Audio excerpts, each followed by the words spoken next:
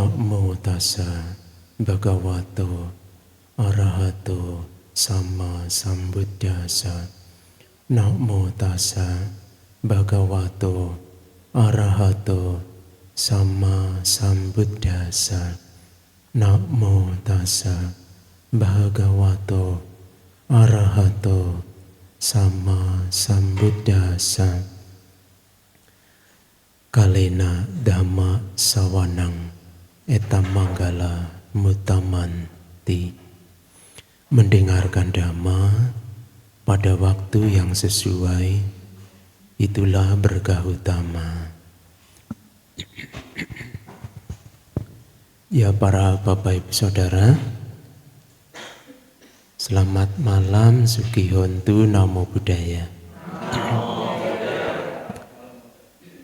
Ya, selamat malam. Ya, kadang salam itu disambut ya memang. Cuma kadang tidak sempat ya. Atau kebanyakan salam jadi tidak sempat ya. Iya. Ya, Bapak Ibu Saudara, pada kesempatan kali ini kita akan membahas topik dhamma yang berhubungan dengan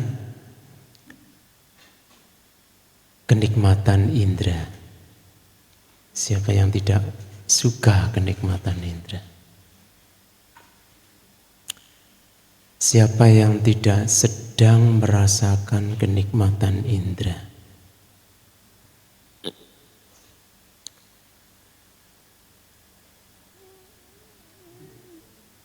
Ayo, siapa?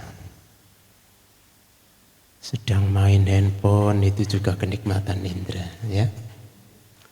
Sedang duduk mendengarkan bantainya menyampaikan dhamma, itu juga salah satu ya. Bapak Ibu pulang selesai acara kemudian ya duduk nyaman di kendaraan, itu juga kenikmatan indera. Nah jadi di dalam Buddhis itu disampaikan setiap dari kita memiliki indera, memiliki lebih tepatnya 6 landasan indera. 6 ya, tidak hanya 5. Yang pertama, indera mata ya, indera penglihatan, indera pendengaran, telinga, indera penciuman, hidung, indera perasa makanan ya, lidah, indera sentuhan ya, kulit atau tubuh ya. Ya, kulit. Tetapi kalau kita hanya menyebutkan kulit, hanya memahami sebatas kulit, menurut saya masih kurang. Masih kurang. Perasa sentuhan ya. Bapak Ibu duduk bersentuhan dengan alas duduk. Ya, jadi tubuh bersentuhan dengan alas duduk. Ya. Nah, jadi kalau kulit masih kurang. Ya. Tadi siapa yang kulit? Ah iya ya. Tidak apa-apa ya Pak ya. Bantai ini orang apa-apa ya. Ya, jadi ya. Jadi Bapak Ibu Saudara, saya punya pemahaman seperti ini. Ya, pemahaman yang logis. Misalnya begini, mohon maaf ya, saya sambil menulis. Ada 6 indera. Ya. Kemudian mata, telinga, hidung, lidah, tubuh, kemudian yang keenam pikiran. Oh, semangat sekali ya. Pikiran. Nah, jadi tubuh ini, yang namanya tubuh itu kan dari ujung rambut sampai ujung kaki ya, ujung kepala sampai ujung kaki. Jadi kalau kulit, pengertian kulit itu kan lebih cenderung pada bagian luar saja ya, bagian luar kulit. Memang kulit ini bersentuhan langsung dengan objek indera, dengan barang-barang, benda-benda. Tetapi yang merasakan sentuhan apakah hanya kulit saja? Contohnya begini, ketika Bapak Ibu giginya ngilu, gusinya ngilu, ayo ya, itu kan di dalam rongga mulut, berarti lebih dari sekedar kulit. Kemudian kalau boyoknya pegel, ayo, itu kan di dalam kan ya, tidak sekedar di kulit. Jadi saya menggunakan tubuh ya, indera tubuh. Jadi kaya apa? Kayindrian ya. Kaya indra gitu ya, kayindria. Nah, 6 landasan indra ini ada di setiap diri kita masing-masing. Karena kita memiliki 6 landasan indra, maka ada objek-objek indra ya. Objek mata berarti apa? Keindahan, berarti suka yang indah-indah. Yang tidak indah tidak suka. Berarti bukan objek indera penglihatan, maksudnya begitu. Maksudnya begitu. Yang indah-indah, objek penglihatan. Ya. Berarti yang tidak indah tidak masuk objek penglihatan. Kan pertanyaan kritisnya begitu ya. Bentuk ya, bentuk atau rupa. Nah, rupa atau bentuk ya apa saja, apa yang bisa dilihat oleh mata daging ya. Ada gelas, ada kamera dan lain-lain ya. Terus ini objek inderanya, telinga, suara merdu, berarti suara yang tidak merdu bukan. Termasuk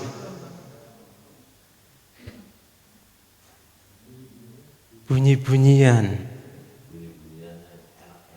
yang enak-enak, yang tidak enak tidak termasuk.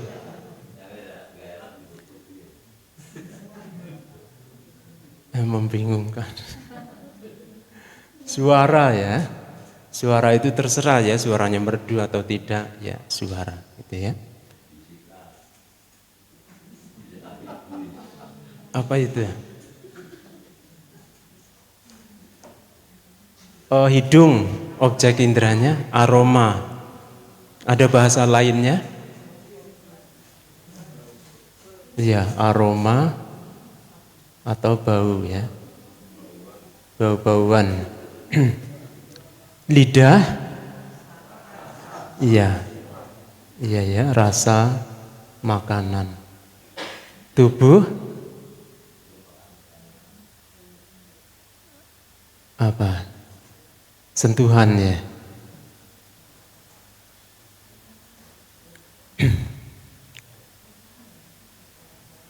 Perasaan panas, dingin gitu ya. Sentuhan, rasa. Pikiran, objek, pikiran. Ini saya singkat-singkat ya, karena waktunya sudah terlambat tadi ya. Biasanya jam 7, ini 7 lewat ya. Ada apa gerangan? Oh memang begitu? Berarti kemarin saya kegasikan gitu ya. Ya udah. Ya jangan salahkan kereta ya. Iya. Semua ini memiliki kenikmatan indranya masing-masing. Tadi sudah disebutkan, objek penglihatan adalah bentuk, sukanya yang indah-indah. Kalau yang bentuk tidak indah, bukan masuk kategori objek penglihatan, begitu. Ya tidak seperti itu ya. Semua bentuk yang menurut kita indah maupun yang tidak indah, ya sama, itu objek penglihatan mata. Kemudian ada landasan indera, ada objek indera. Satu lagi, ada kesadaran indera. Ya. Jadi maksudnya bagaimana? Ketika mata kontak dengan objek bentuk, muncul kesadaran melihat. Ya, ketika telinga kontak dengan suara, muncul kesadaran mendengar. Ya, begitu. Ketika hidung kontak dengan bebauan, ya kesadaran membaui, begitu ya. Lidah kontak dengan makanan, begitu ya. Ada kesadaran yang merasakan rasa makanan dan seterusnya. Pikiran bagaimana? Ya, kontak dengan objek-objek pikiran. Buktinya apa? Kita bisa berpikir, kita bisa muncul ide-ide ya. Kita bisa muncul ingatan-ingatan ya, objek pikiran. Semua itu kita alami ya, setiap waktu. Bahkan waktu kita tidur pun yang lebih terasa pikiran ya, indera pikiran. Kontak dengan ya ingatan-ingatan ya, mimpi-mimpi, apa itu kata itu, mimpi-mimpi apa itulah ya itu. Nah jadi meskipun kesadaran kita tidak aktif seperti sadar seperti ini, tetapi kalau sedang tidur, indera pikiran seringnya kontak dengan objek-objek pikiran. Itu yang lebih bermain ya di situ. Ya memang tubuh jasmani kontak dengan benda, dengan alas tidur, dengan dipan begitu ya. Tetapi itu seperti tidak terasa. Yang lebih terasa adalah pikiran ya. Jadi ketika orang tidur memang masih memiliki kesadaran, tetapi tidak sekuat ini ya. Kalau kita sedang sadar seperti ini ya. Jadi bisa dikatakan lemah begitu ya. Nah, itu semua memiliki bahaya. Ya. Ketika mata kontak dengan bentuk, ada bahaya di balik itu. Oleh karena itu Sang Buddha mengatakan, milikilah pengendalian indera. Ya, indriya sangwara. Ya, ketika hidung kontak dengan bau-bauan, milikilah pengendalian indera hidung. Ya, oh suara, baunya menyenangkan, enak. Nah itu kalau tidak hati-hati, tidak ada pengendalian indera, bisa muncul keinginan indera, kenikmatan indera, nafsu indrawi, ya, menyukai, muncul rasa ingin memiliki ini, parfum ini wangi sekali, cocok dengan hidung saya, bolehlah saya ambil satu, gitu ya, muncul keinginan indera, ya.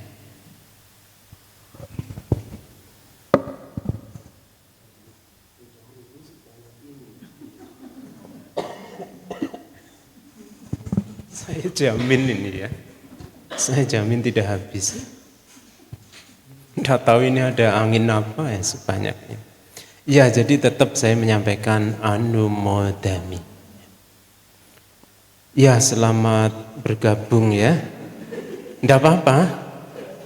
Ya.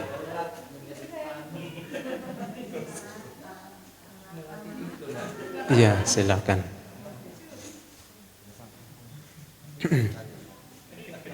Tidak apa-apa ya. Ya memang resiko kehidupan ya. Ya. Jadi Bapak Ibu Saudara, ini mungkin di antara Bapak Ibu Saudara ada yang pernah atau mendengar sutta ini ya. Tidak apa ya. Meskipun mungkin sudah pernah mendengar atau membaca, menyimak, tidak apa ya. Bapak Ibu bisa mengingat kembali ya. Judul sutanya adalah, saya tanya kepada Pak Tris, pasti ingat.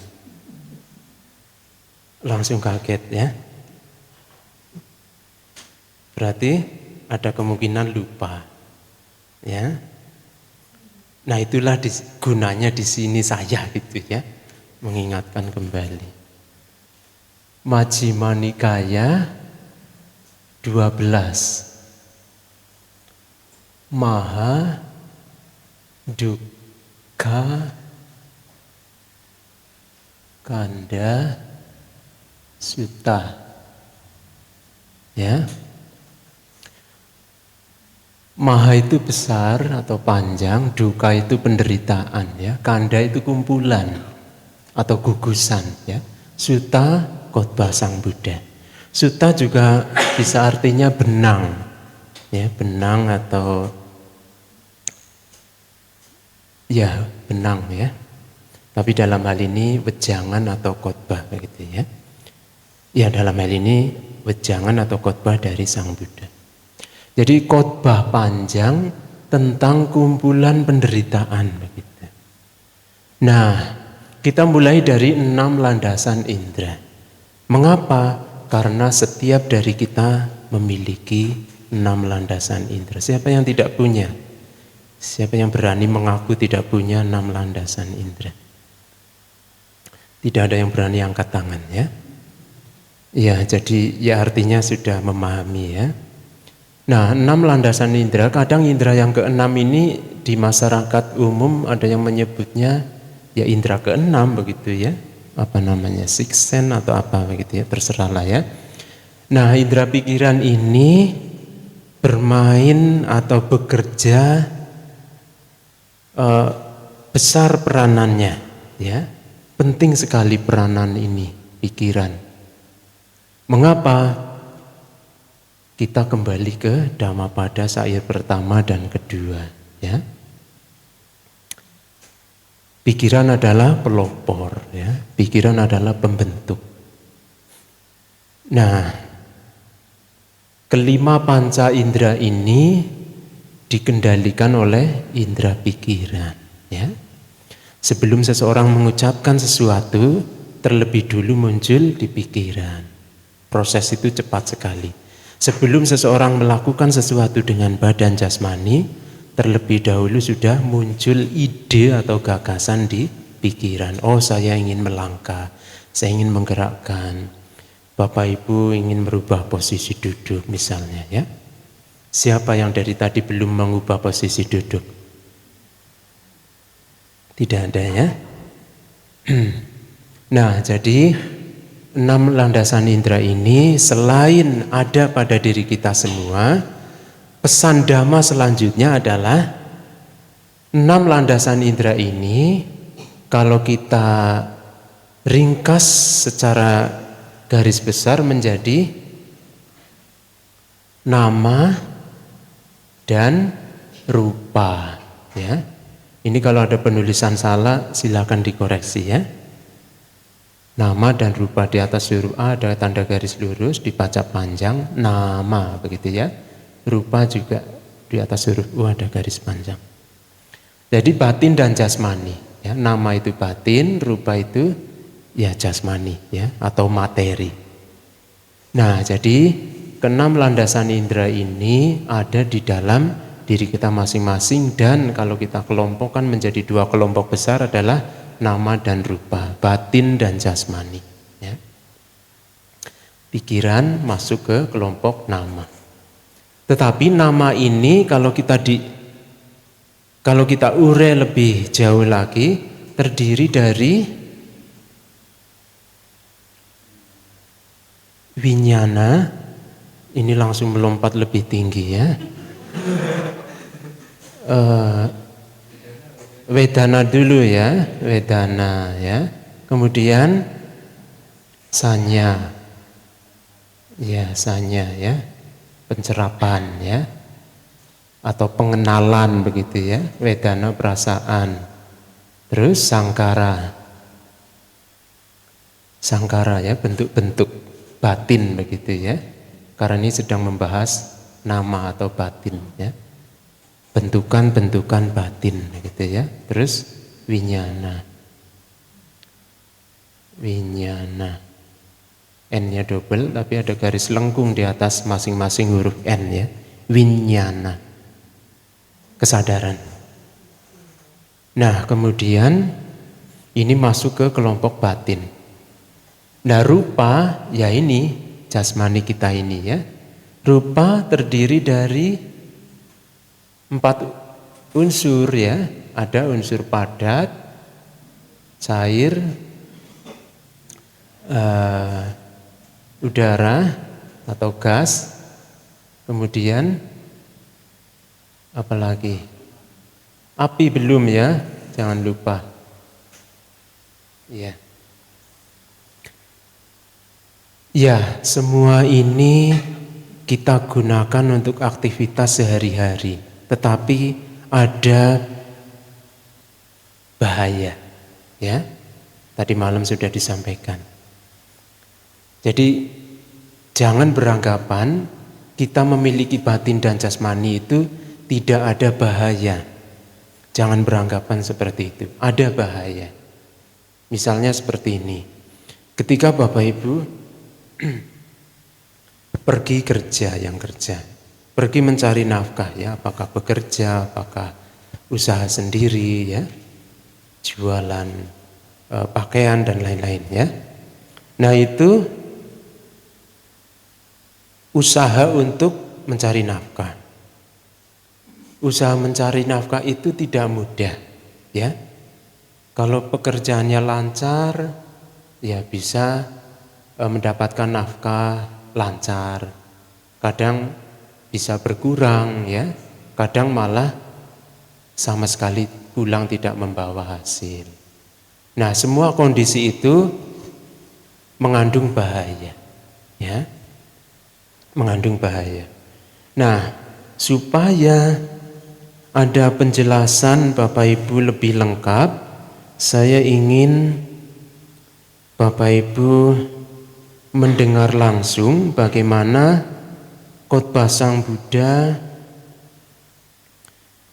yang ada di dalam Majjhima Nikaya 12 ya.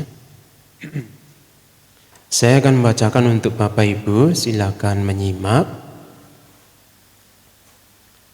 Nah, jadi awalnya itu Sang Buddha sedang di Sawati ya, di hutan Jeta, Taman Anathapindika. Nah, kemudian para biku yang lain paginya berpindah patah ya, menerima dana makanan dari para umat. Tetapi karena masih terlalu pagi, mereka mampir dulu ke taman gitu ya, ada suatu taman. Dan di situ ada para pengembara sekte lain. Nah, sekte lain ini maksudnya ya para pengembara yang bukan penganut ajaran Buddha gitu ya. Jadi di kitab suci ditulis dengan bahasa para pengembara sekte lain. Penganut ajaran lain ya. Nah, jadi bukan penganut ajaran Buddha. Jadi mereka berkata kepada para biku yang tadi mau pindah patah tapi mampir dulu ya. Nah, jadi teman-teman, mereka menggunakan bahasa teman begitu ya.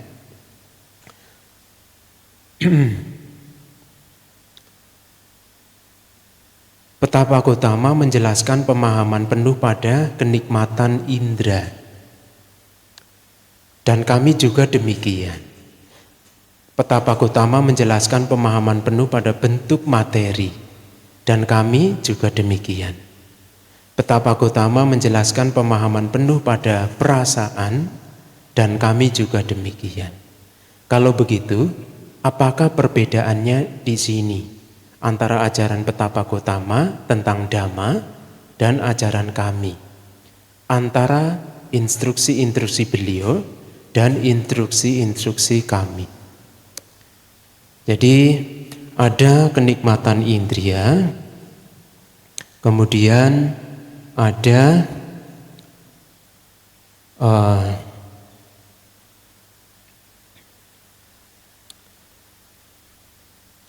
bentuk materi, kemudian ada perasaan.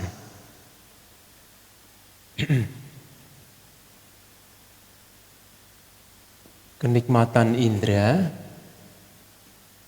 ada bentuk materi, ada perasaan, ya.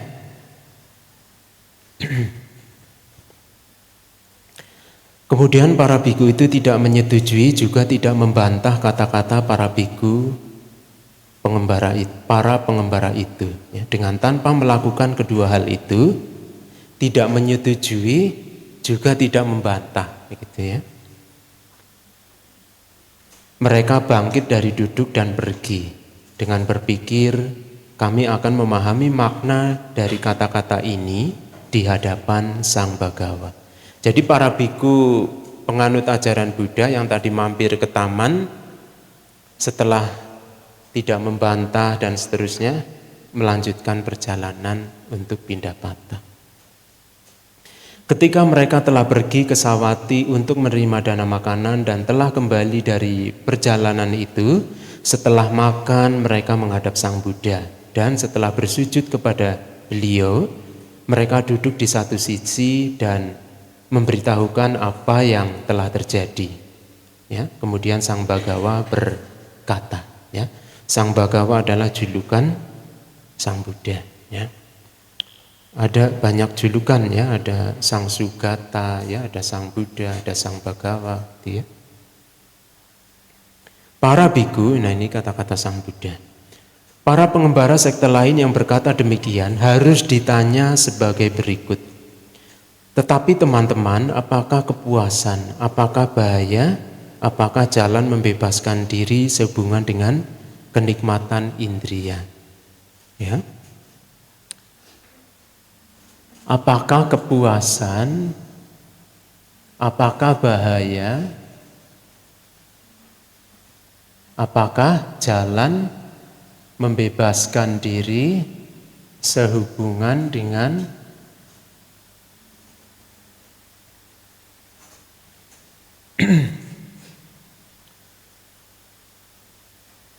bebas dari kenikmatan indera? Ya.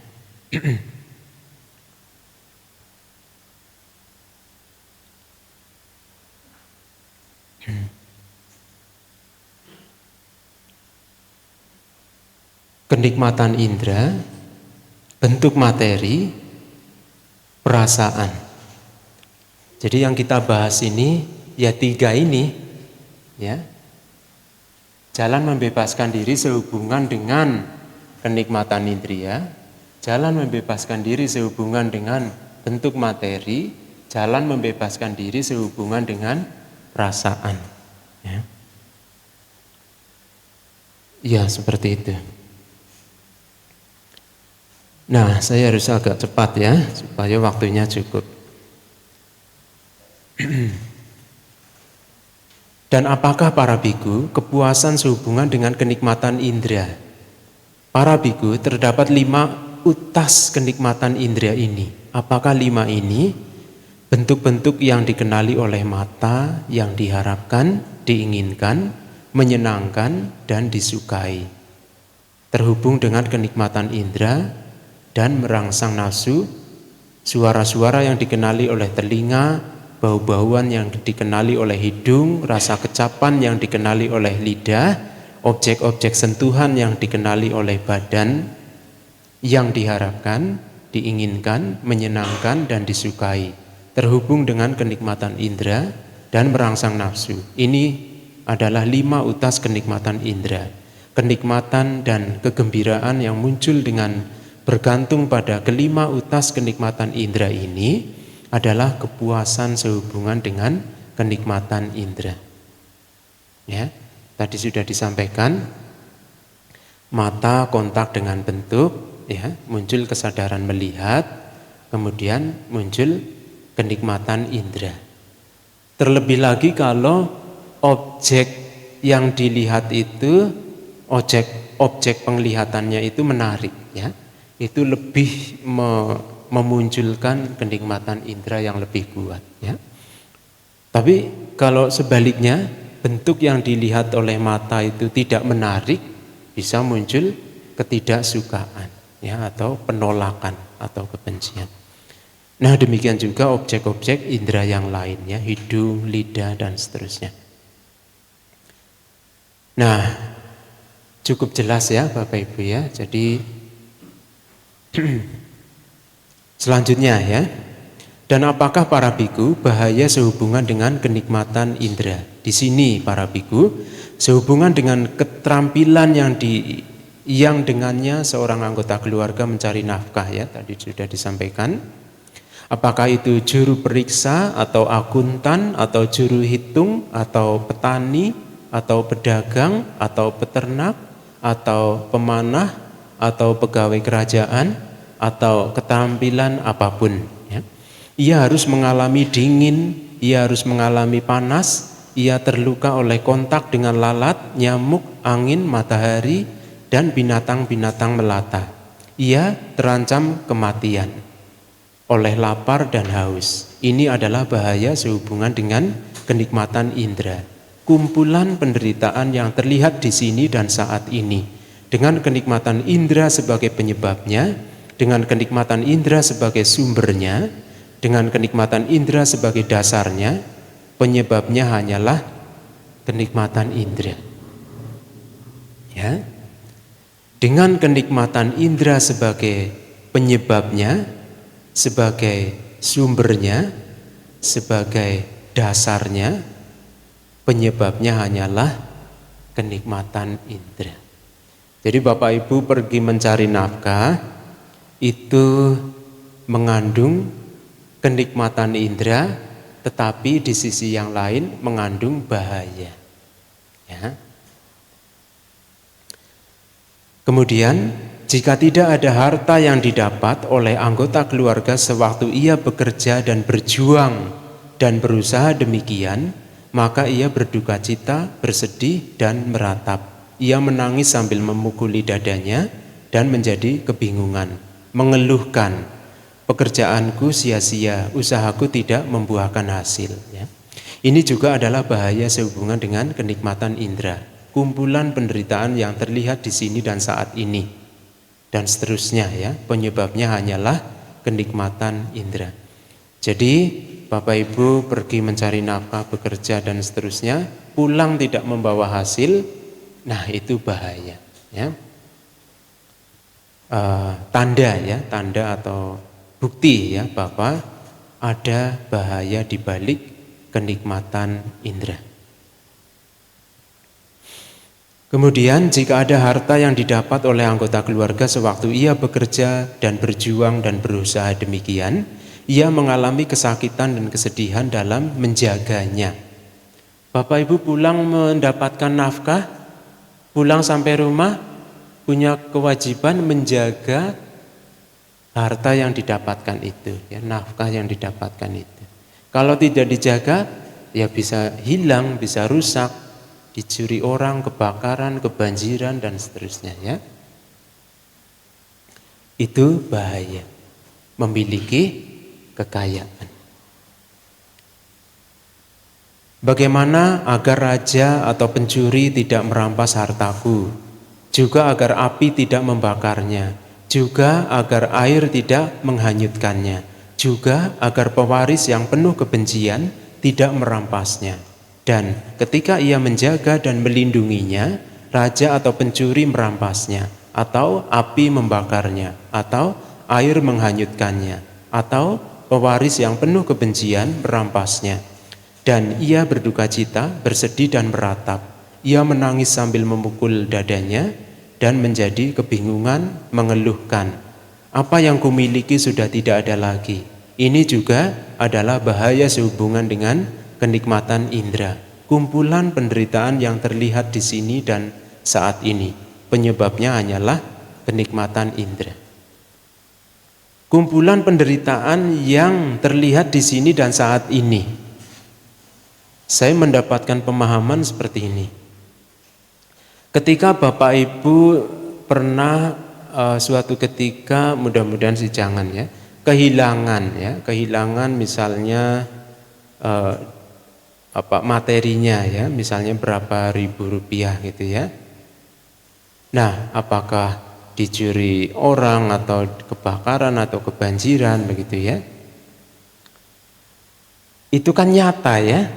Itu kan peristiwa yang nyata di kehidupan ini, yang bisa dilihat saat ini gitu ya. Jadi kapan waktu itu terjadi, ya waktu itulah bisa dilihat kejadian itu, bisa dirasakan, dialami gitu ya. Jadi kumpulan penderitaan yang terlihat di sini dan saat ini gitu.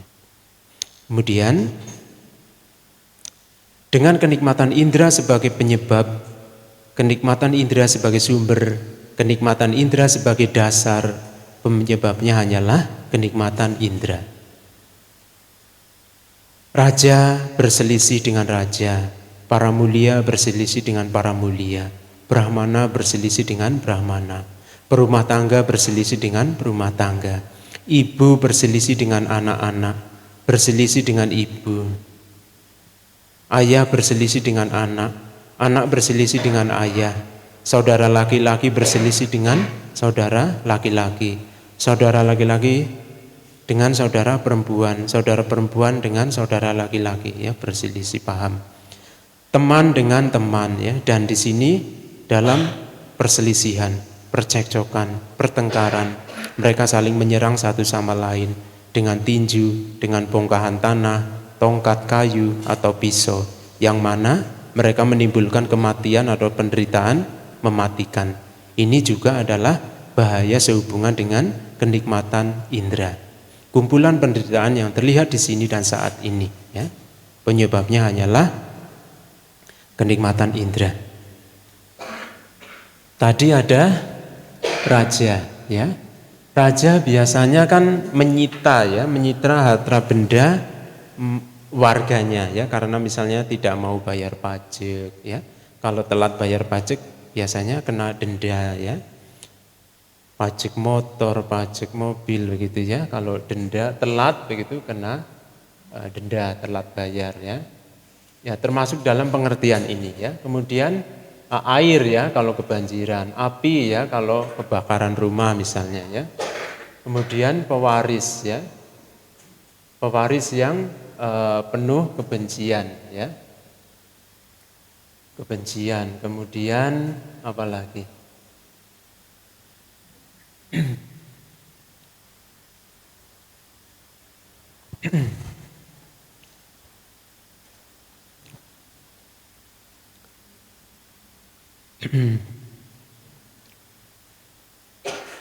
Pencuri ya, pencuri.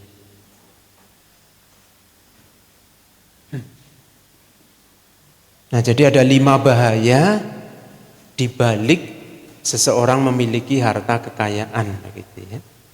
Bahayanya yaitu ada raja menyita, ada pencuri ya, ada api, kebakaran begitu ya. Nah, kemudian dengan kenikmatan indera sebagai penyebab, orang-orang mengambil pedang dan perisai dan mengikatkan busur dan tempat anak panah. Dan dalam peperangan dalam barisan berlapis ganda, mereka menyerang dengan anak-anak panah dan tombak berterbangan dan pedang berkelebatan. Dan di sana mereka terluka oleh anak-anak panah dan tombak, dan kepala mereka terpenggal oleh pedang, yang mana mereka menimbulkan kematian dan penderitaan mematikan. Ini juga adalah bahaya sehubungan dengan kenikmatan indera, kumpulan penderitaan yang terlihat di sini dan saat ini. Penyebabnya hanyalah kenikmatan indera.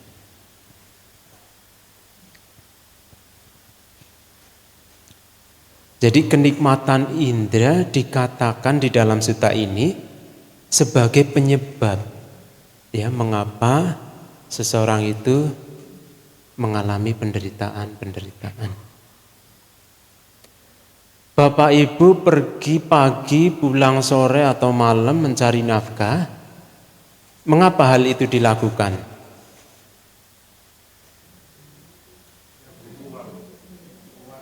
Kebutuhan. Jawabannya tidak sesuai dengan sutta, ya. Kenikmatan indera, ya. Bapak Ibu ingin makan enak, ingin tidur enak, itu kan kenikmatan indera. Ya, jalan-jalan. Ketahuan, ya, lama-lama. Ya, kita lanjut, ya. Dengan kenikmatan indera sebagai penyebab,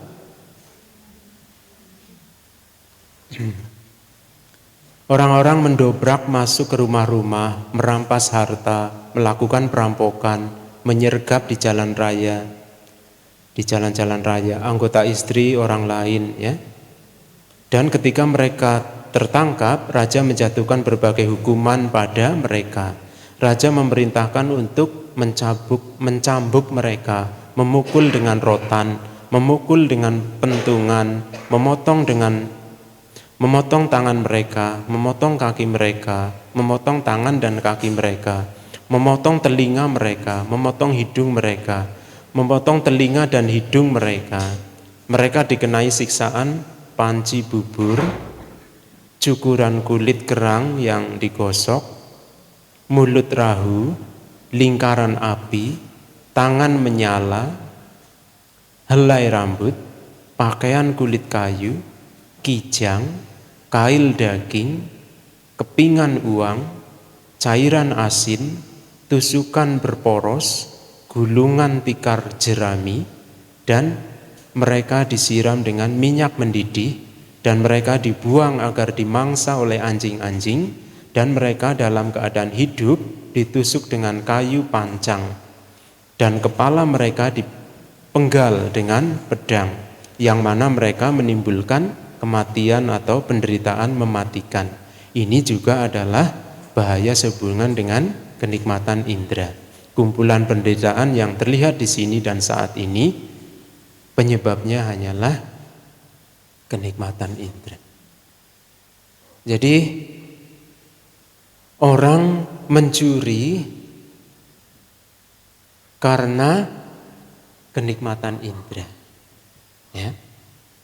Orang mencuri itu karena ingin menikmati kenikmatan indera, ya. Saya atau keluarga kami tidak mau kurang makan, ya. Akhirnya karena tidak punya pekerjaan, jalan pintas, mencuri dilakukan, ya. Mengapa mencuri dilakukan? Karena dasarnya, sumbernya adalah kenikmatan indera. Ingin merasakan kenikmatan indera. Kemudian lagi, dengan kenikmatan indera sebagai penyebab, kenikmatan indera sebagai sumber, kenikmatan indera sebagai dasar, ya. Kenikmatan indera sebagai sebab, kenikmatan indera sebagai dasar, kenikmatan indera sebagai sumber,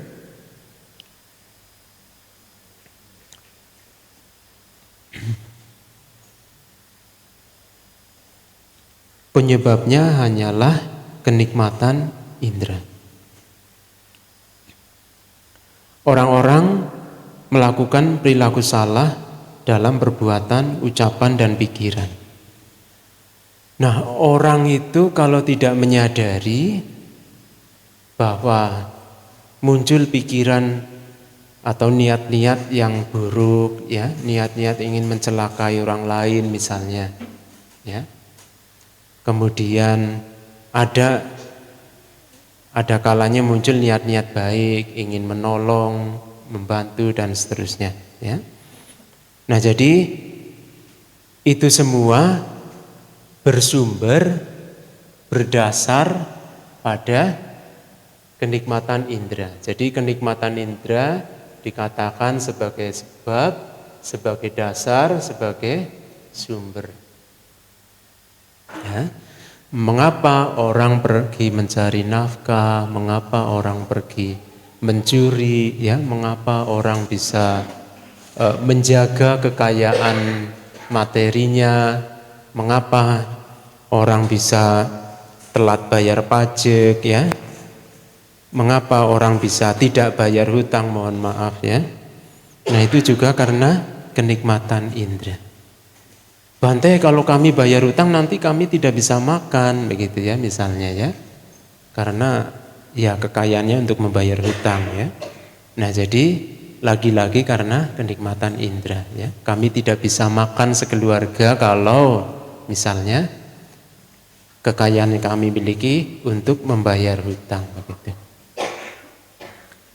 Nah, kemudian, dan apakah para biku jalan membebaskan diri sehubungan dengan kenikmatan indria? Yaitu, masih ingat?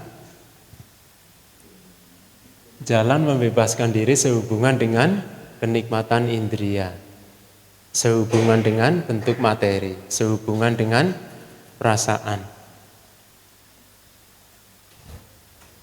Apa? Supaya Bapak Ibu bebas dari kesukaran-kesukaran itu semua. Bot-boteng, golet nafkah, ya, pagi-pagi pulang pagi, pergi pagi pulang pagi ya. Iya, ada yang mengatakan begitu ya, ya karena saking banyak pekerjaan. Jadi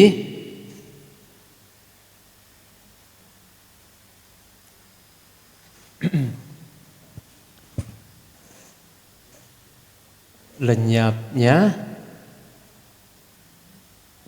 keinginan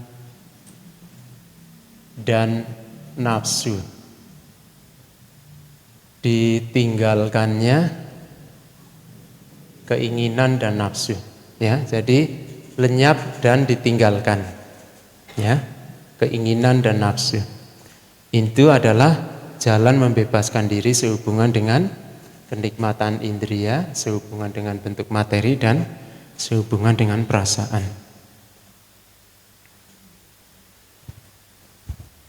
Logikanya bagaimana? Mengapa harus ditinggalkan? Mengapa harus dilenyapkan?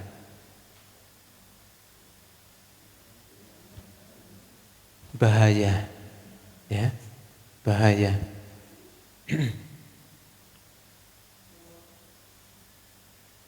Ada jawaban lain?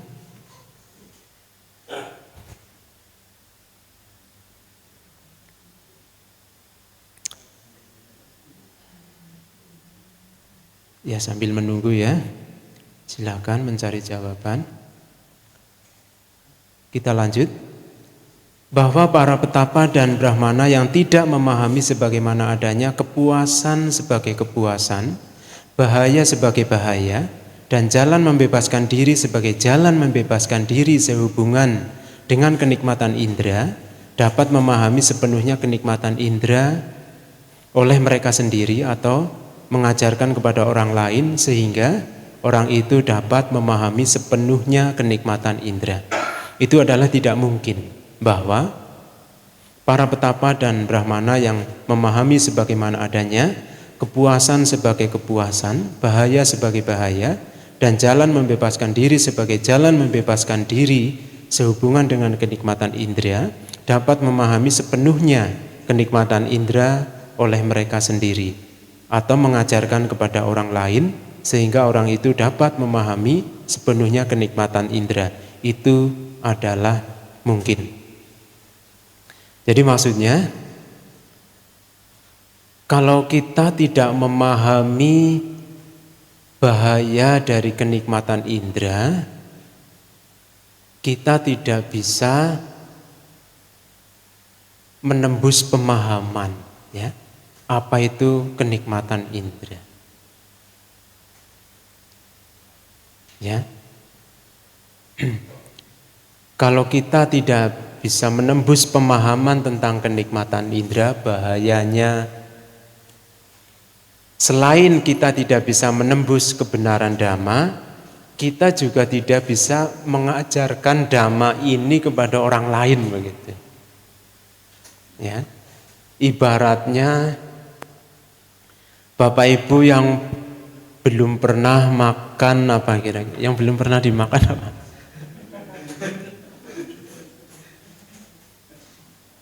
Apa? Sudah apa? Mie ramen pernah makan? Oh, jangan tanya ya. Iya ya.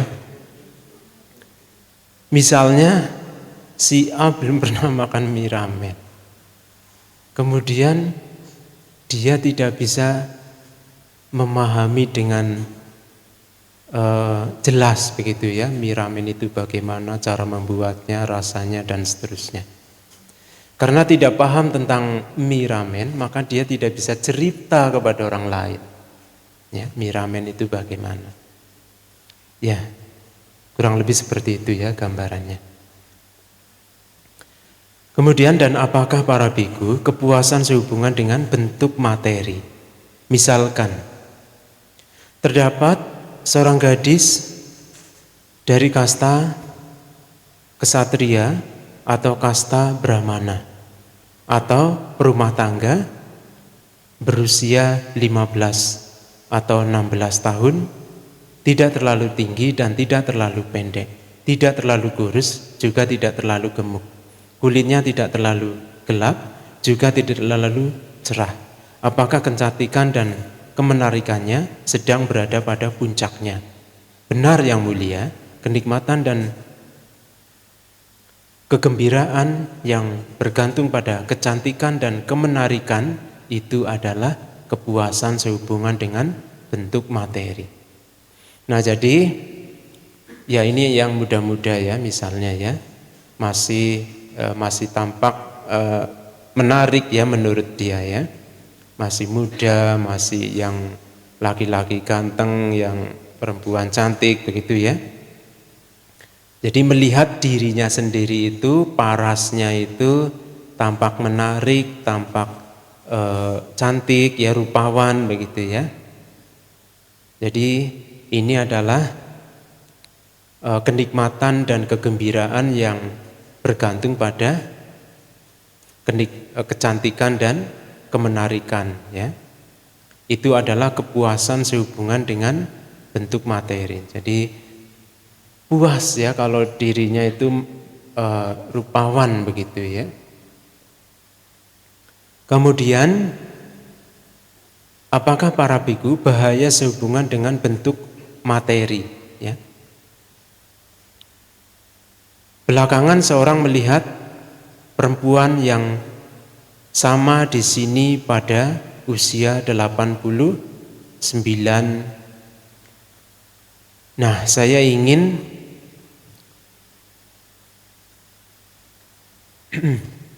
ini ya. Saya minta tolong dibacakan ya. Nomor 19 ya, silakan Pak. Ya, nomor 19.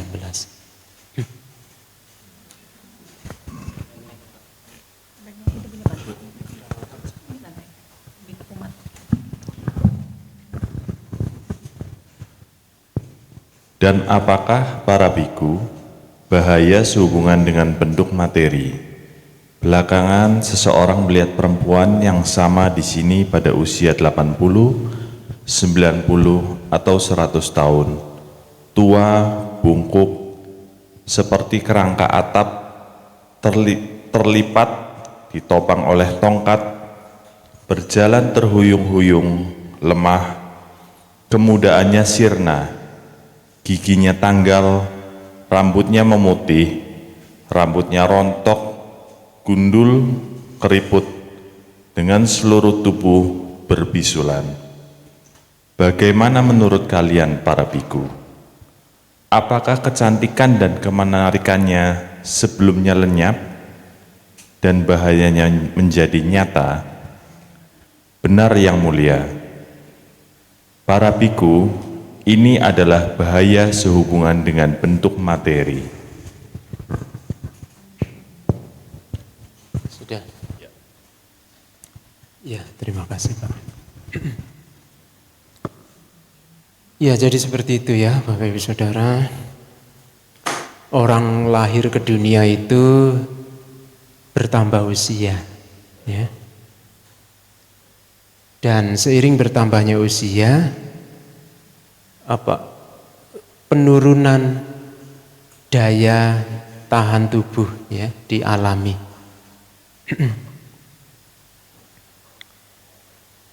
Tadi sudah dibacakan ya. Jadi bahaya sehubungan dengan bentuk materi ya.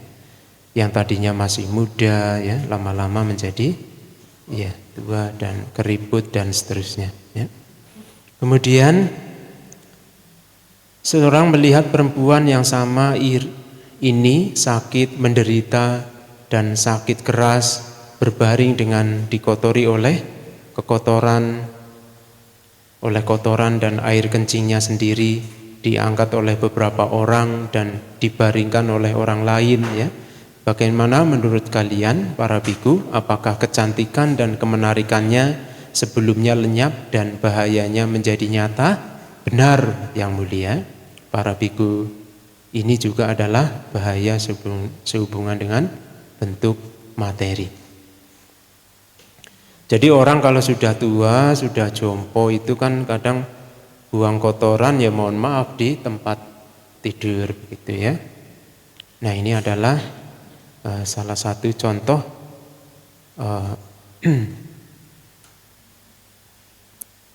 bahaya sehubungan dengan bentuk materi. Kemudian seseorang melihat perempuan yang sama ini sebagai mayat yang dibuang di pekuburan 1, 2, 3 hari setelah kematian, membengkak, memucat, dan meneteskan cairan. Bagaimana menurut kalian para biku, apakah kecantikan dan kemenarikannya sebelumnya lenyap dan bahayanya menjadi nyata? Benar yang mulia para biku, ini juga adalah bahaya sehubungan dengan bentuk materi. Ya, jadi orang kalau sudah meninggal kemudian dimakamkan, beberapa hari kemudian ya proses pembusukan terjadi. Itu juga salah satu bahaya dari bentuk materi ya. Jadi kita memiliki tubuh jasmani ini ada bahaya di baliknya begitu ya. Kemudian lagi seseorang melihat perempuan yang sama ini sebagai mayat yang dibuang di pekuburan, dimangsa oleh burung gagak, burung elang, burung nasar, anjing, serigala, atau berbagai jenis belatung. Tulang belulang dengan daging dan darah, ya. Terangkai oleh urat, tulang-tulang tanpa daging berlumuran darah. Terangkai oleh urat, tulang belulang tanpa daging dan darah. Nah ini proses pembusukan mayat ya. Sampai akhirnya tinggal tulang belulang yang lebih dari setahun lapuk dan remuk menjadi debu. Bagaimana menurut kalian para biku, apakah kecantikan dan kemenarikannya sebelumnya lenyap dan bahayanya menjadi nyata? Benar yang mulia para biku, ini juga adalah bahaya sehubungan dengan bentuk materi. Nah kemudian para biku, jalan membebaskan diri sehubungan dengan bentuk materi yaitu iya sudah pada tidak fokus ya.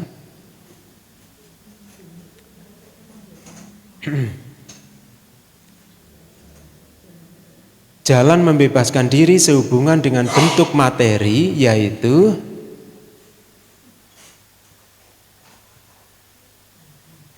ini kalau ditunggu sampai jam 9 bisa.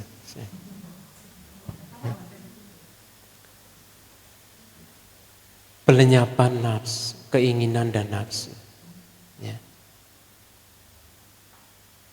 Yaitu pelenyapan keinginan dan nafsu, ditinggalkannya keinginan dan nafsu akan bentuk materi.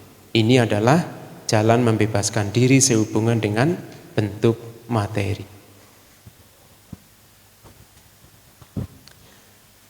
Nah,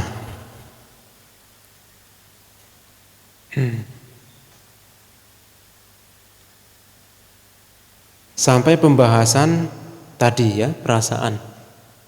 Ya. Tadi kenikmatan indera sudah, kemudian bentuk materi tadi sudah, terus lanjut ke perasaan. Ya. Jadi perasaan itu ada kepuasannya, tetapi juga ada bahayanya, begitu ya. Jadi masing-masing dari ini ada kepuasannya, ada bahayanya. Ada jalan membebaskan diri sehubungan dengan kenikmatan indera. Jadi tiga hal ini dengan tiga hal ini saling berkaitan, ya, berhubungan.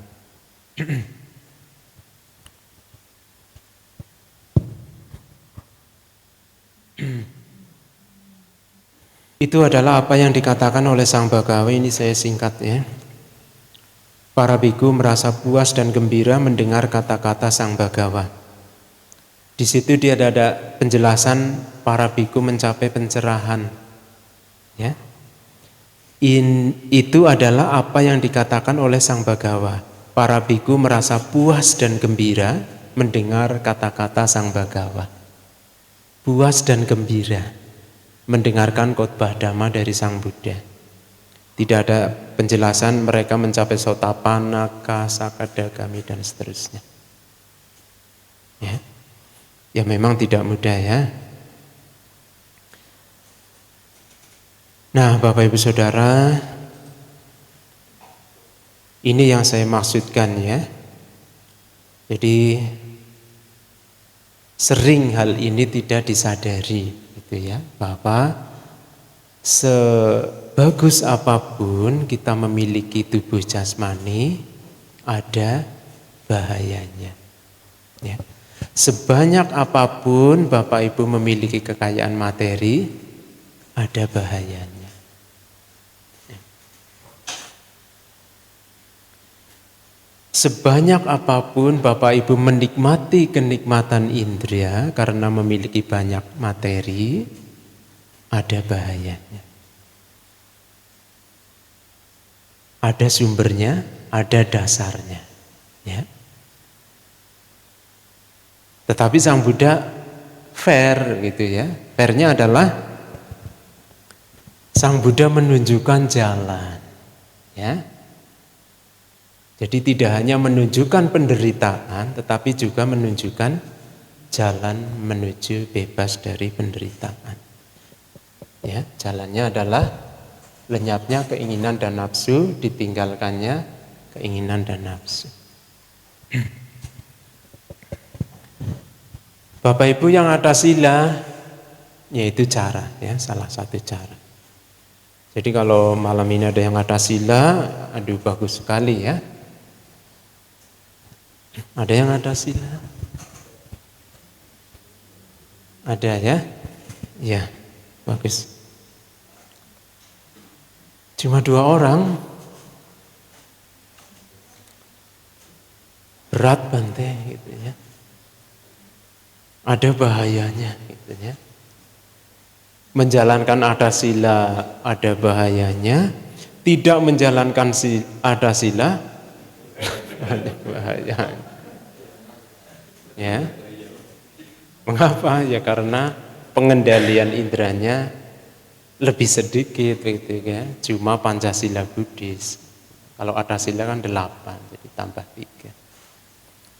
Ya, Bapak Ibu Saudara, tadi malam sudah disampaikan ada 4 sanggawatu ya, sifat-sifat yang menjadikan suasana persahabatan ya.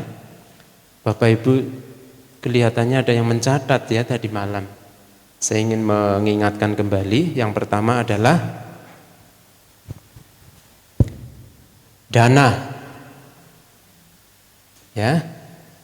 Kemudian pia, waca, kemudian ata caria.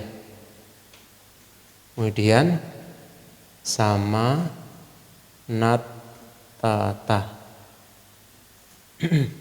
Ya. Jadi 4 hal itu menjadikan suasana persahabatan. Ya, suasananya menjadi menyenangkan, ya. Mengapa? Karena ada pia waca. Ya. Karena ada dana. Dana itu memberi, melakukan pemberian. Jadi orang siapa ya tidak suka diberi sesuatu? Ya umumnya orang ya senang hati ya, gembira kalau mendapatkan sesuatu. Nah, kemudian pia waca. Jadi orang itu membicarakan, mendiskusikan ya, terlibat dalam suatu perbincangan yang menyenangkan ya. Nah, kemudian ata caria ya, melakukan hal-hal yang berguna bagi orang lain ya. Hal-hal yang berguna tidak hanya memberi saja ya. Menjaga perilaku yang baik itu juga berguna bagi orang lain ya. Menjalankan sila ya. Kemudian samana tata.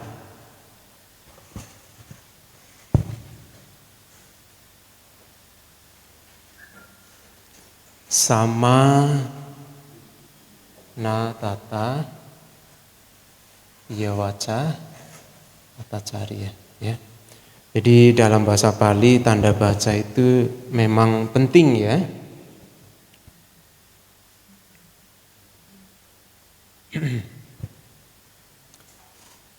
Atacarya itu melakukan hal-hal yang berguna bagi orang lain. Samanatata memiliki ketenangan batin disertai ketidaksombongan. Ya. Jadi orang diam itu bukan menyimpan kesombongan, angkuh begitu, bukan ya. Sebisa mungkin diam tapi pikirannya diliputi cinta kasih dan belas kasih. Ya. Ya, sampai di sini mungkin Bapak Ibu ada. Nah, itu ya. Ada yang membuat kaget begitu ya.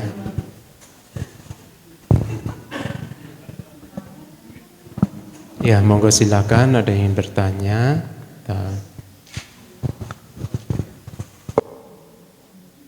Jika Bapak Ibu atau saudara-saudari memiliki pertanyaan, dipersilakan untuk bertanya. Selamat malam Bante, saya ingin bertanya, kalau kan di situ kan terlihat kita harus melakukan lenyapnya keinginan dan nafsu dan meninggalkan keinginan dan nafsu. Nah misalkan kalau misalkan kita punya cita-cita, kita berusaha untuk tidak mengejar cita-cita itu, tapi kita bersabar gitu loh, bersabar pelan-pelan berlatih untuk meraih cita-cita itu, apakah itu termasuk kenikmatan indera atau bagaimana? Baik, terima kasih Pak William. William apa William? William Bante. William. Pakai A. Iya, William. Ya, ya. William. Sesuai tulisannya begitu ya. William.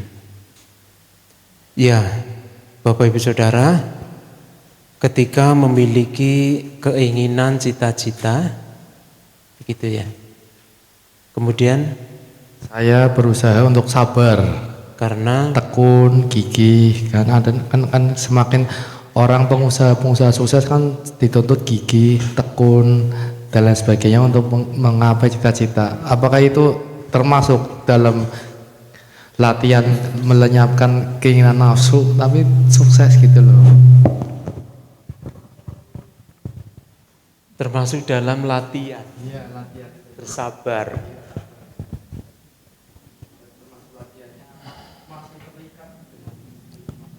Masih terikat. Karena di situ masih ada keinginan untuk tercapainya cita-cita.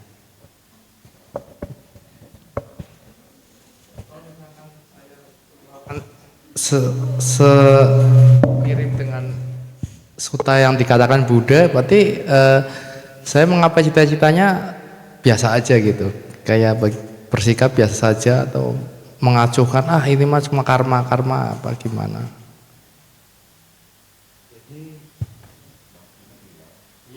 Bilang gitu, jadi lah kayak orang karmane gitu.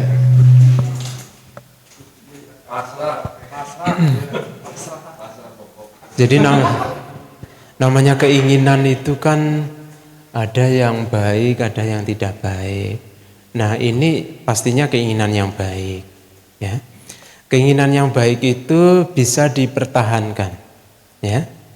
Bisa dikejar untuk tercapainya, terwujudnya keinginan itu.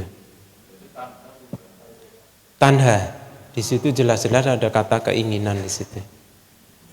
Ya, tetapi kalau keinginan itu baik, bermanfaat, berguna, tidak merugikan diri sendiri dan orang lain, bisa dipertahankan untuk diupayakan supaya terwujud, tercapai.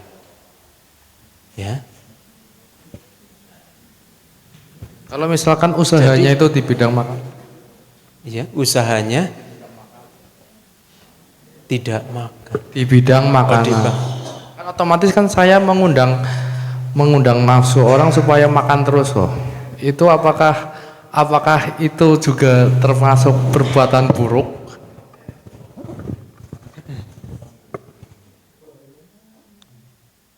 Belum tentu. Jadi orang setiap hari berjumpa, bersentuhan, bergulat gitu ya dengan makanan, kemudian pikirannya selalu terarah ke nafsu ingin makan, belum tentu. Tetapi memang itu salah satu kondisi yang cukup kuat ya, bawaannya ini makan terus gitu ya. Nah, tetapi kalau bertekad benar-benar hari ini saya ingin menjalankan atasila. Jadi pikiran untuk makan menjadi reda, ya, tidak muncul sering-sering. Ada kalanya muncul, ya, ada kalanya tidak. Sering tidak munculnya, mengapa? Karena tekad yang kuat itu ingin menjalankan atasila. Jadi masih ada keterikatan, ya, masih ada keinginan. Keinginan apa? Keinginan untuk mewujudkan cita-citanya itu, ya, supaya kesampaian terwujud. Kemudian masih ada kemelekatan, masih, ya, karena ada keinginan. Kemudian apakah itu tadi adalah salah satu cara untuk melenyapkan nafsu, keinginan dan nafsu? Bersabarnya iya, tapi kalau di balik kesabaran itu masih tersimpan keinginan, ya itu bukan cara yang benar-benar serius begitu. Cara yang serius benar-benar ingin meninggalkan keinginan dan nafsu. Karena di dalam batinnya masih tersimpan motivasi, ya, masih ada motivasi untuk terwujudnya keinginan. Tetapi dengan catatan, karena keinginan itu adalah keinginan yang baik, berguna, ya saya kira tidak masalah. Ya. Buktinya apa? Contohnya apa? Pangeran Siddhartha ingin menjadi Buddha. Pangeran Siddhartha ingin bebas dari penderitaan. Bukankah itu keinginan? Itu keinginan, tetapi keinginan yang baik, berguna, bermanfaat bagi banyak makhluk. Dikejar keinginan itu. Saya juga mau mengejar keinginan.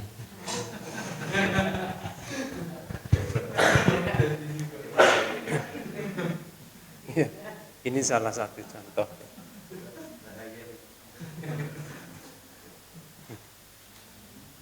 Kalau saya tidak minum juga bahaya. Bahayanya apa? Haus. Ya. Bahaya yang ada di diri sendiri ada, bahaya yang di pihak lain juga ada.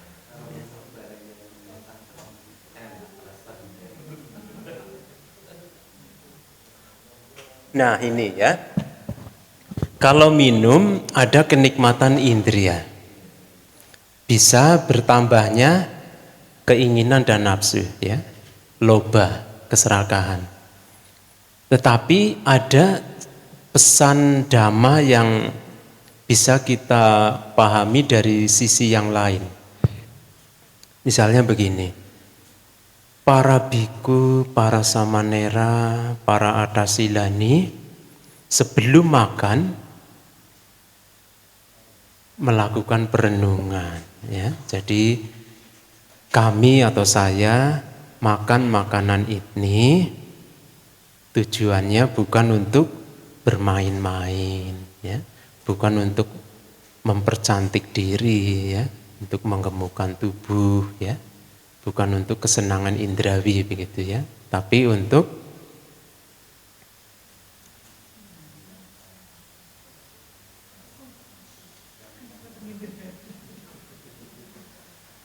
ya di sini ada nih, ya.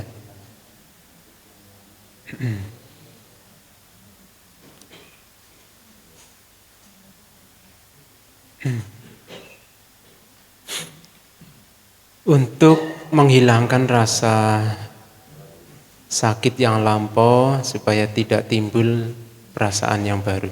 Ya, perasaan yang baru bisa saja dalam pengertian makan terlalu kenyang, ya, rasanya tidak nyaman perutnya. Atau makan terlalu sedikit, ya, masih kelaparan, masih toles sana toles sini, ya, keinginan nafsunya masih ya, ada. Nah kemudian ada, jadi ada bahaya, ya, kita tidak minum, tidak makan bahaya, makan juga bahaya, ya, bahaya.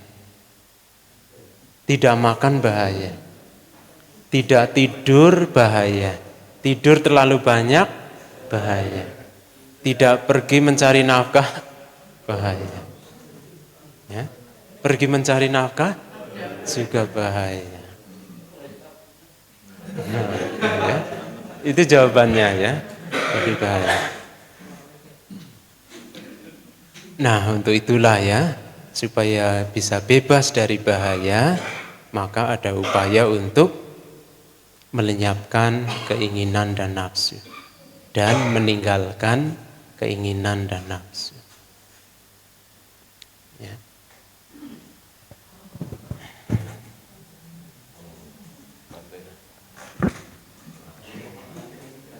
Ya silakan. Ya, selamat malam Bante. Bante tadi menerangkan Majjhima Nikaya Mahaduka Khanda Sutta itu disebutkan sebagai sutta panjang, betul kan? Nah, apa korelasinya dengan di Digha Nikaya Brahmajala Sutta?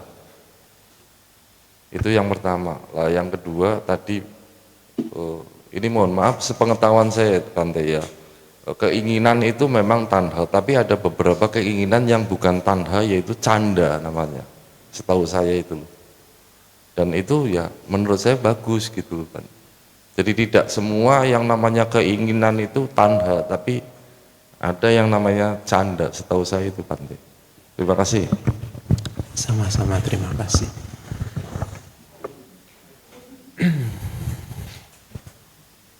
Canda, tanha. Ini. Nah jadi Menurut pemahaman saya, sama-sama keinginan. Ya. Sama-sama keinginan. Karena secara garis besar kan begini. Loba, dosa, moha. Jadi ini termasuk keinginan. Tetapi keinginan yang baik, ya, tadi sudah dicontohkan. Seperti Pangeran Siddhartha mengejar cita-citanya, ingin bebas dari duka. Nah, ini lebih ke yang positif, ya. Ini ke yang yang bisa berkembangnya keinginan dan nafsu. Ya, keserakahannya bertambah, ya, kalau keinginan. Kalau canda yang baik-baik, ya, karena keinginan yang baik maka di situ ada panya, ya, ada pengertian benar. Pangeran Siddhartha keluar dari istana melihat 4 penampakan. Masih ingat Bapak Ibu? Orang tua, orang sakit, orang meninggal, dan petapa.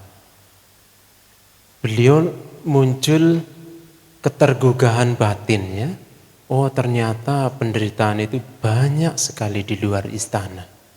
Karena selama ini di dalam istana yang dilihat itu bagus-bagus semua. Para pelayan tidak ada yang sudah tua, yang sakit-sakitan, tidak ada, ya. Karena itu tujuannya supaya ini orang tuanya itu menginginkan supaya anaknya tidak menjadi petapa begitu, ya, tidak menjadi Buddha, ya, supaya mewarisi tahta kerajaan, ya. Karena anak tunggal, jadi ya harapannya luar biasa besar. Nah, jadi ketika melihat 4 peristiwa penting, maka muncul pengertian benar. Oh, ternyata penderitaan itu banyak sekali dirasakan, dialami oleh para manusia, oleh makhluk-makhluk, ya. Nah, ini pengertian benar, ya. Kemudian muncul untuk, bagaimana ya supaya bisa bebas dari usia tua, sakit, kematian, ya, lingkaran samsara. Itu pengertian benar. Muncul keinginan bagaimana ya supaya bebas dari sakit, kelahiran, sakit, usia tua, dan kematian. Itu pengertian benar. Nah, ini pengertian benar ini bagian dari canda itu, ya. Jadi canda suatu keinginan yang dibarengi dengan pengertian benar. Karena ada sisi manfaat di situ. Ada pertimbangan, ya. Ada pertimbangan, ini keinginannya bermanfaat apa tidak? Ini keinginannya kalau dituruti merugikan diri sendiri, merugikan orang lain atau tidak. Jadi ada pertimbangan, ya. Ada pemahaman benar di situ. Tidak asal menuruti saja begitu, tidak asal.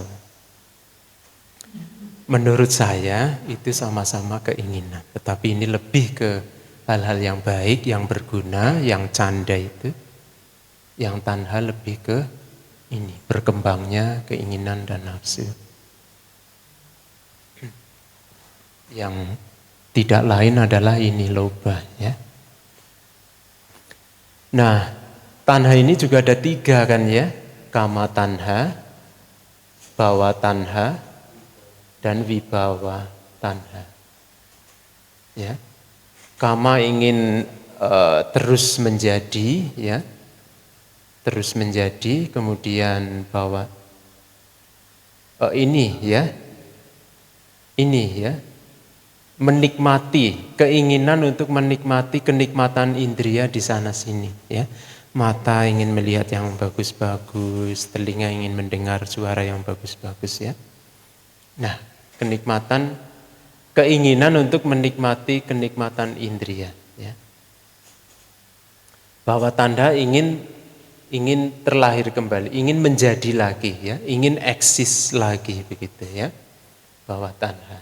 Wibawa tanha kebalikannya ya, tidak ingin menjadi lagi. Ini sama-sama tanha, jadi ini tidak sesuai dengan ini ya. Jadi untuk melenyapkan tanha ini ketiga jenis ini ya ini ya. Keinginan dan nafsu harus ditinggalkan, dilenyapkan. Nah, Brahma Jala Sutta itu ada di kitab Digha Nikaya. Sutta yang pertama ya Pak ya. Di situ membahas 62 pandangan salah. Ya, 62 pandangan salah, semuanya tidak sesuai dengan pandangan Sang Buddha. Oleh karena itu Sang Buddha mengatakan tidak ada yang tepat ya untuk mengakhiri penderitaan. Jadi Sang Buddha mengatakan itu semua keliru ya, salah, pandangan keliru. Misalnya beranggapan bahwa ada sesuatu yang kekal abadi di dalam diri kita, ya, ada jiwa, ada roh gitu, atman begitu ya, atma. Pandangan keliru ya, contohnya seperti itu. Salah satu contohnya. Nah nanti pandangan keliru itu kan bermacam-macam, ada 62. Nah, kalau kita tidak memahami bahaya, terus tidak memahami kenikmatan indria, kepuasan atas memiliki barang-barang, kemudian bahaya dari mendapatkan materi, bahaya dari tidak mendapatkan materi ya. Kalau tidak memahami semua itu, masih berpandangan keliru. Karena masih berpandangan keliru, maka ya pemahamannya masih keliru. Tidak menembus pemahaman bagaimana apa yang dimaksud dengan kenikmatan indria, bahayanya, kepuasannya, dan jalan membebaskan diri sehubungan dengan lenyapnya keinginan dan nafsu dan ditinggalkannya keinginan dan nafsu. Karena tidak menembus pemahaman tentang kenikmatan indria, maka tidak bisa memberikan pemahaman terhadap orang lain. Seperti tadi contohnya ya, orang belum pernah makan mie ramen, tidak bisa cerita kepada orang lain. Jadi masih memiliki pandangan keliru. Saya kira itu ya Pak ya. Nah jadi artinya memiliki pandangan benar tentang nama dan rupa, batin dan jasmani, sehubungan dengan ini, kenikmatan indria dan seterusnya, ya penting sekali. Ya. Penting sekali. Jadi bukan berarti kita tidak boleh, ya Bapak Ibu tidak mencari nafkah, ya silakan mencari nafkah. Karena memang itu kewajiban dari umat berumah tangga. Ya. Istirahat, makan dan seterusnya, bergaul dan seterusnya. Ya, ya silakan, tetapi di situ perlu diingat ya, digarisbawahi. Ya, ada bahaya di balik semua itu gitu ya. Ada bahaya yang tersirat begitu. Nah, jadi Sang Buddha menunjukkan jalan ya, untuk membebaskan diri sehubungan dengan kenikmatan indria, bentuk materi, kepuasan ya, dan seterusnya itu. Nah, Bapak Ibu masih ingat ini kan ya?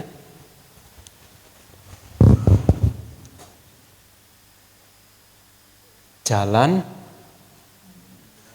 tengah ya. Majjhima Patipada. Makan, ya makan memang itu kebutuhan hidup ya. Kalau tidak makan nanti lama-lama lemes dan akhirnya selesai, ya.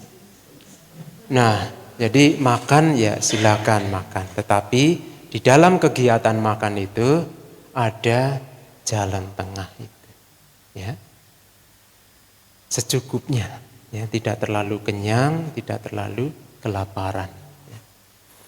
Kerja mencari nafkah, iya, tetapi tidak terlalu kecapean, ya, tidak juga terlalu santai-santai, tidak keluar keringat, itu ya.